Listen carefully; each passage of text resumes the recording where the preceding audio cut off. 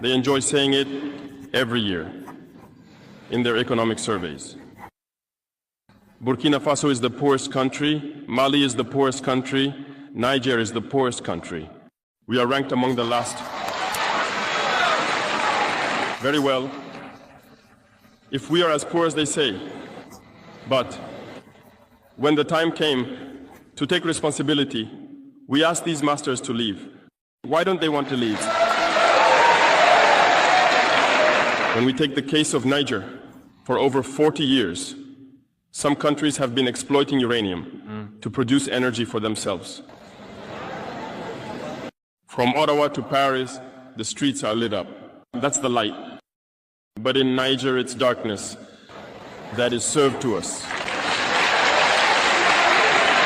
When you go to our states, our lands are riddled with holes, everywhere in search of precious metals like gold, but often there isn't even the slightest accessible road to reach the areas where they exploit gold, let alone some basic social services. That's why we decided to revolt and take the destiny of our countries into our own hands. There are many other examples.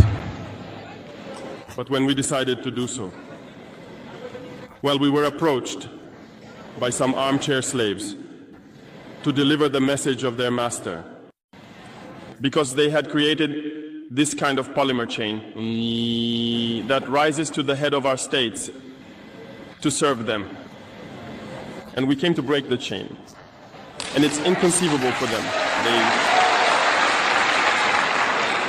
They approached us and asked us to fall in line, to become part of the elite that must lead Africa.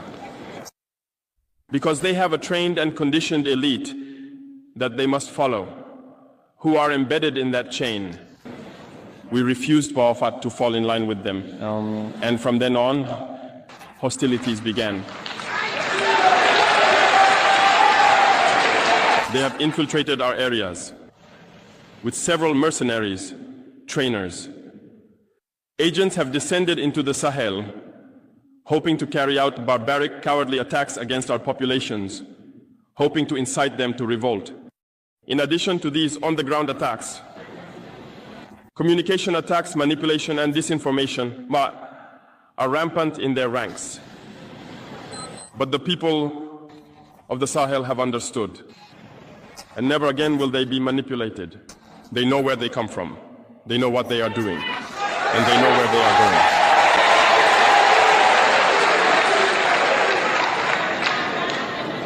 We will no longer allow this.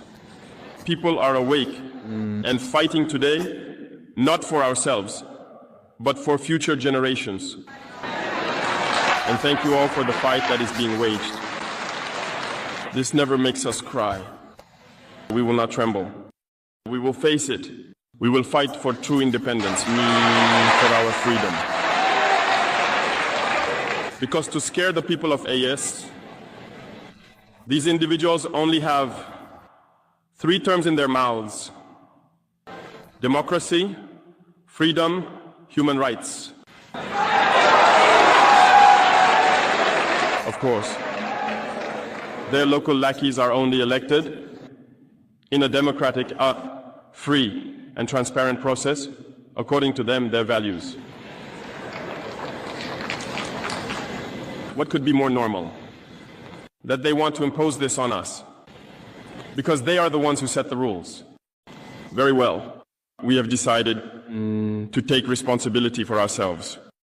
That's why on July 26, 2023, when Niger decided to turn the page, the armchair slaves and their masters got on their high horses.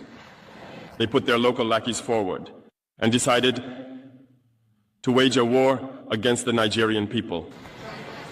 So we said, anyone who dares to attack Niger will face us, because we will wage a relentless war to the last drop of blood against anyone who dares to attack our states.